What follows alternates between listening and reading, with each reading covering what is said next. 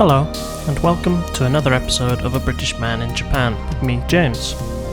Today, I thought we'd have a look at some books that I recommend for people who are starting to learn Japanese or in the process of learning Japanese. There are a lot to choose from, so sometimes it can be helpful to have someone narrow down the selection a little bit for you. So first up, the main book that I think I recommend for people, really it's two books, is the Genki 1 and Genki 2 books by the Japan Times. These books are really good. They're laid out in a very simple, easy to follow way. Everything's split into categories such as explanations. You get the hiragana at the beginning, which is obviously very useful so you can read, but you also get audio with it so you can hear the different words, which is very important, I think. But you get various practice questions such as these. You get things like grammar and examples for more sort of real life situations. It's written by Japanese people, which is quite good. Many books are written by English speakers and they can sometimes not be quite so authentic. But yeah, you get vocabulary, dialogues like this, which I say there's audio versions of included.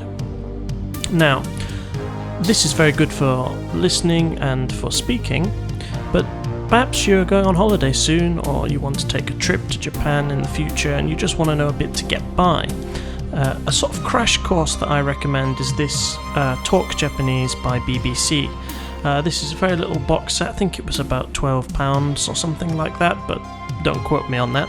But in it you get a little book, which obviously has all of the sort of text content, and you also get a pair of CDs which go along with each of the lessons. And basically how it works is it just goes through from sort of the basics. So the first thing it teaches you is konnichiwa, hello, and things like that are very practical, very useful, and you get example conversations within the CDs, and from those you can sort of fill in some exercises. And it's good to sort of give you, the things you're going to need to travel, get about, buy stuff from a shop, give people your number, that sort of thing. It can work also for business people, so if you are going on a business trip, I'd definitely recommend doing this. If you do a little bit every day, I think you could probably get through this in a few weeks, and it would give you, a bit of a sort of crash course. Now, for the more advanced learner, I wouldn't recommend this for beginners, but if you want to sort of improve, you're at an intermediate level, which is the tricky stage where it's really hard to improve, which I haven't actually quite reached yet, if I'm honest. This book by Penguin is very good. It has a series of short Japanese stories. On the one side you have Japanese, which is complete with furigana, so if you can't read kanji you can still benefit from this, and English on the other side. And another sort of method for helping with reading, and also to an extent conversation or natural conversation skills, is manga.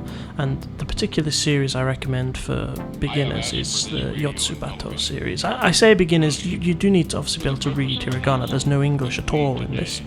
You could go through it with something like Google, but I would say, in middle stage beginners, this is useful. You get to see some sort of more realistic style conversation. It's generally fairly basic, and obviously with it being manga, it's mostly picture based, so you can get a gist of the story even if you don't fully grasp all of the words.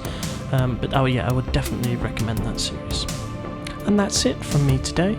Please hit the subscribe button, the notification bell, hit the like button if you enjoyed this and want to see more content. Let me know in the comments what books any of you have come across that you think are useful, and stay safe. I'll catch you next time. Thanks for watching.